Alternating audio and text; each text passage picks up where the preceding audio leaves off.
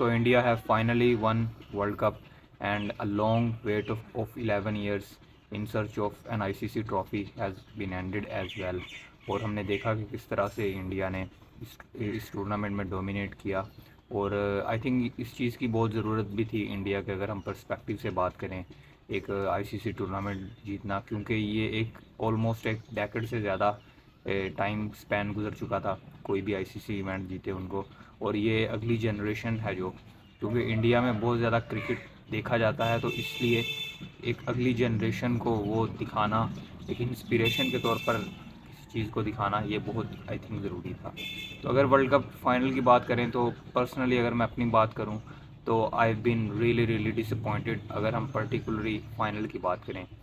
इलेबरेटिंग that कि मैं south Africa को इसमें सपोर्ट कर रहा था और मुझे बहुत आई थिंक दुख हुआ जब साउथ अफ्रीका ये मैच हारा, क्योंकि एक टाइम ऐसा लग रहा था कि South Africa had almost snatched the victory from India, क्योंकि सिर्फ 30 बॉल पर 30 थे, देन 4 में 26 था, लेकिन उसके बाद जो एंड में जो बॉलिंग थी, आई मीन अगर आप इंडियन पर्सपेक्टिव से देखोगे तो that is really I think the most satisfying thing, क्योंकि आप जब उस सिचुएशन से स्नैच करते हो विक्ट्री को तो that gives an immense amount of satisfaction and unreal feeling, और एक एक्स्ट्रॉर्डिनरी किस्म की आपको उस चीज़ से सेटिस्फैक्शन महसूस होती है। बट अगर आप साउथ अफ्रीकन फ़ैन हो, I am really feeling bad for South Africa, क्योंकि South Africa has been the team I think जो जिन्होंने बहुत ज़्यादा हार्ट ब्रेक्स का सामना किया है। पहले तो बात यह है कि वो फाइनल उनका पहले ही मर्तबा था किसी भी आईसीसी वर्ल्ड कप में।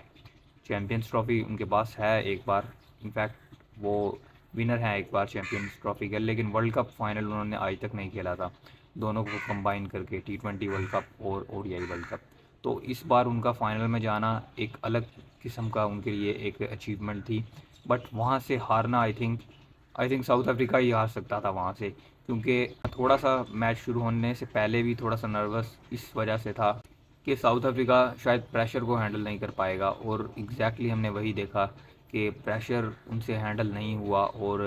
उन्होंने दिखाया कि वायर दे आर कॉल्ड चोकर, और सो कॉल्ड चोकर स्टैक उन पर वैसे ही नहीं लगा हुआ। तो साउथ अफ्रीकन पर्सपेक्टिव से बहुत बड़ा हार्ट ब्रेक था क्लासन की इनिंग्स, और उसके बाद वो फिनिश ना कर पाना येंसन मिलर, और फिर वो सो ऑन। और आई थिंक जो टैक्टिकल मिस्टेक भी साउथ अफ्रीका ने की वो ये थी कि जब येंसन आउट हुए थे तो वहाँ पर रबाडा की जगह उन्होंने महाराज को भेजा। आई थिंक ये मुझे एक आउट ऑफ द कॉन्टेक्स्ट चीज़ लगी, और मुझे समझ अभी तक नहीं आ रही कि क्यों महाराज को भेजा गया था वहाँ पर,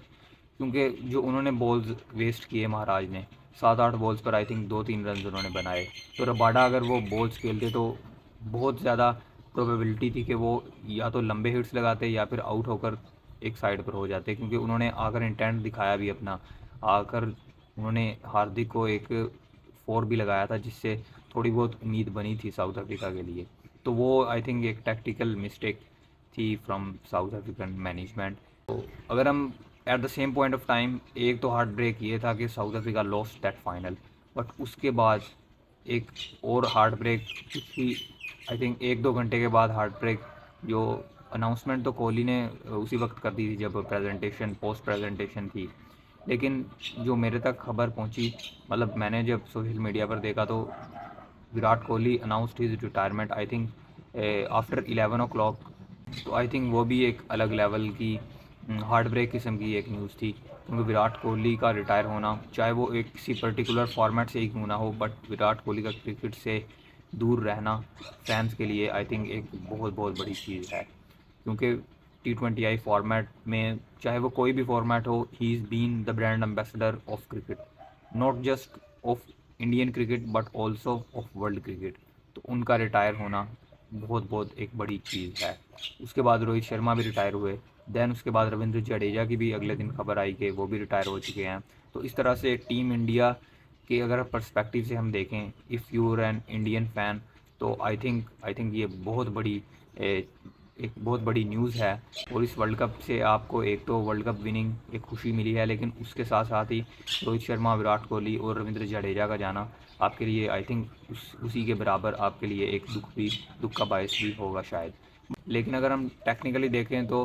ये बुरी कॉल नहीं है, बुरा डिसीजन नहीं है फ्रॉम विराट कोहली एंड रोहित शर्मा, क्योंकि उन्होंने अभी तक काफ़ी ज़्यादा T20 वर्ल्ड कप्स भी खेल लिए हैं और अब उनका पहला आई थिंक ये T20 वर्ल्ड कप है। Rohit Sharma was the part of that 2007 world cup win, but not as a captain, और एक ऐसा नहीं था कि बहुत स्पेशल प्लेयर थे वो, एक यंग प्लेयर थे, अभी अपकमिंग प्लेयर थे, अभी आप कह सकते हो कि इमर्जिंग प्लेयर। लेकिन इस बार he was the captain. Virat Kohli हम जानते हैं कि कितना इम्पोर्टेंट है वो अपनी टीम के लिए, तो दोनों मेजर पार्ट्स थे अपने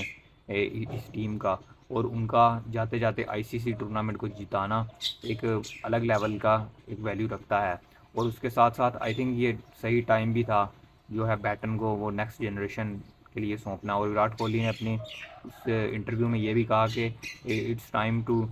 time for the next generation to take over. और तो इस तरह से एक इरा आई थिंक ख़त्म हुआ है,